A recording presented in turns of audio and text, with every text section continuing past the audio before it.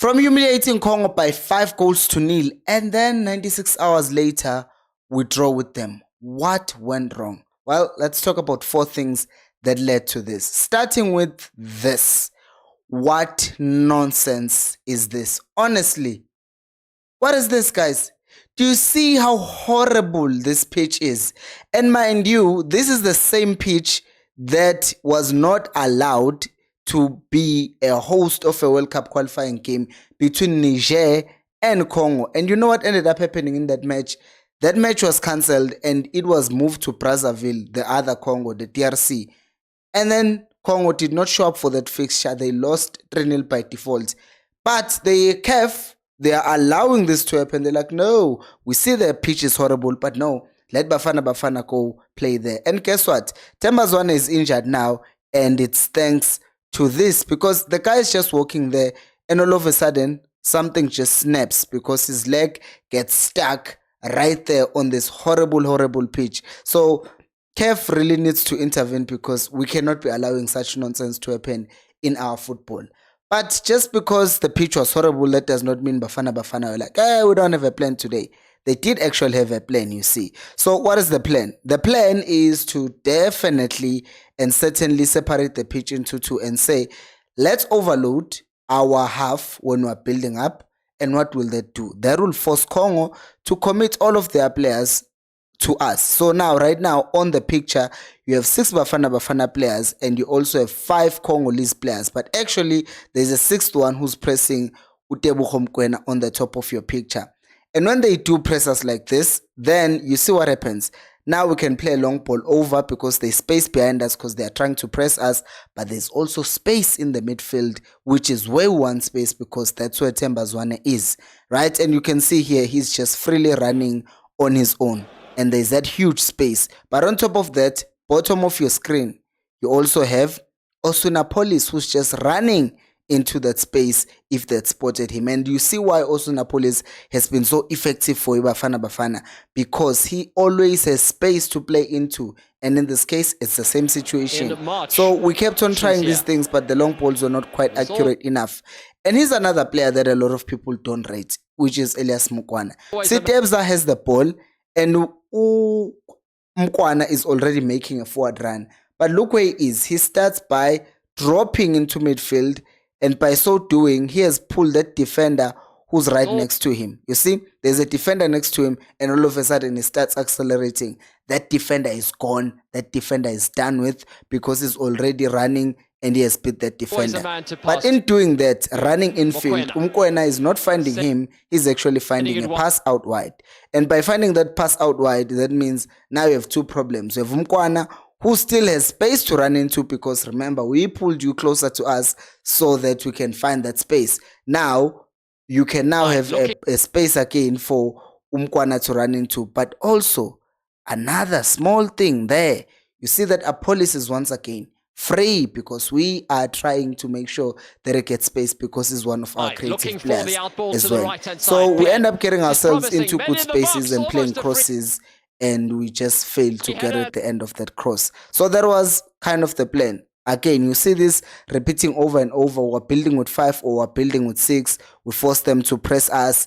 And once again, you have Mukwana there running between those 2 defenders, right? Because he drops to collect, and then he bursts and accelerates to the other side, and then he can beat you for pace. That is why it's so important to the setup of Hugo Bruce.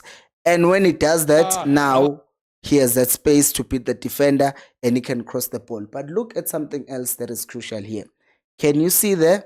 Tembazwane is free in midfield. As we said, we're trying to generate space in midfield. But you also have our police, who is free in the far post. If you're enjoying the video, by the way, this would be the good time to subscribe to the channel and like the video if you are a returning viewer.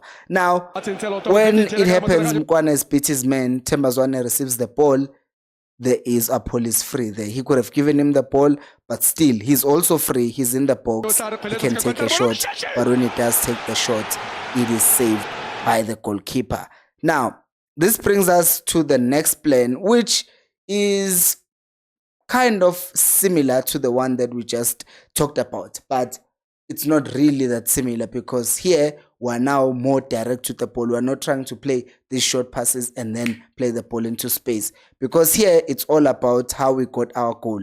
And it's Ronan Williams just going direct in this case. Remember, once again, we have 5 players dropping deep, and then we are forcing Congo to press us, and then there are spaces that are generated.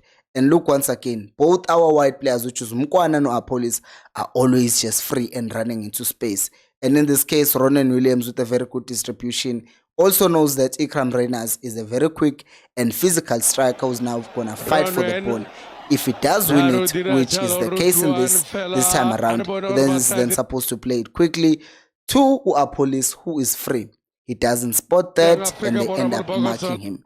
But it was clear that this is what Bafana were trying to do. Once again, you have the same situation here. We're building with the with like 7 players in this case who are at the back, and we're playing just teasing them to come and press us. And what ends up happening is, after they do that, to switch the ball to Apolis. Now Apolis can start running at people, and in doing that, we have such good players, man. We can hold the ball, win fouls, but also, since we are dangerous, they can't just mark us with one player. It forces defenders out of position, like this one, who's coming out of position because he wants to mark. And if Utemba Zwane is not put under that immense pressure, or is not playing in a horrible pitch, then he probably finds that pass over the defender, which is where Apolis was running into. Now for the goal, look at where Apolis is. He drops into midfield, and in doing that, he pulls a defender with him. But more than pulling a defender with him, he's also just forming the triangle with Umotiba and Utemba Zwane in that situation. Now they can play those short passes again. And in playing those short passes again, you know what ends up happening is, is that, wait, I want to go back to the chance. So in him being there, now they can, find passes easier, but they've also pulled out a defender from position. And while that is happening, look at where the defender is, right? And look at the gap between the right back and the left center back. It's now big, which is a problem, because you have Mkwana behind you. Even if Reyners was not in an offside position, if he was in an onside position, he would still be giving you trouble. So Apolis has generated space for his very pacey winger. Remember the goal we scored against them in that first leg, that we also generated space for Mkwana, where he chipped the ball over, and then at the end of that goal was Ufoster. So this is the same situation almost. And then Modiba gets the ball again. When he gets the ball, he sees Uguti, the pass has been called for, but on top of that, since the right center back couldn't press and win the ball back, now the right back is now also trying to press. And in doing that, they've done exactly what we wanted them to do. And now we can play that pass to Mkwana, who doesn't miss, and he scores a goal. Now, people are complaining about, hey, Brucey made horrible subs. But let's look at the subs. One they complain about the most is Unyiko Mobi, because people don't like Mobi, and also they feel like he doesn't offer anything. But what was he offering in this game?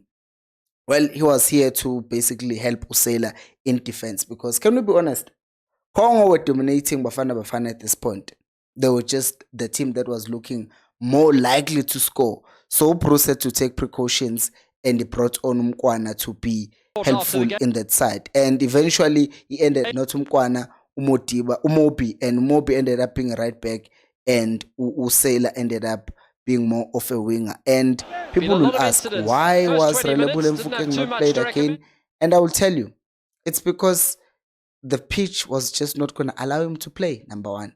Number two, those guys were physical. You don't want a kid getting injured in this game, because we already lost Uzwane, and he's the one player who can actually play that role like Uzwane. And if you're asking me why was Mrana played, also his pace, if we're breaking on transition, because we're more in our side in the second half. But I think Bruce had a game plan. We still have 2 games to win and qualify. We just need 1 game to win. There won't be calculators that will be pulled out, because one of the games is also played here in South Africa. We're going to the AFCON, guys. What did you make of the game? Let me know down on that comment section below. Continue subscribing and liking the video. Bye-bye.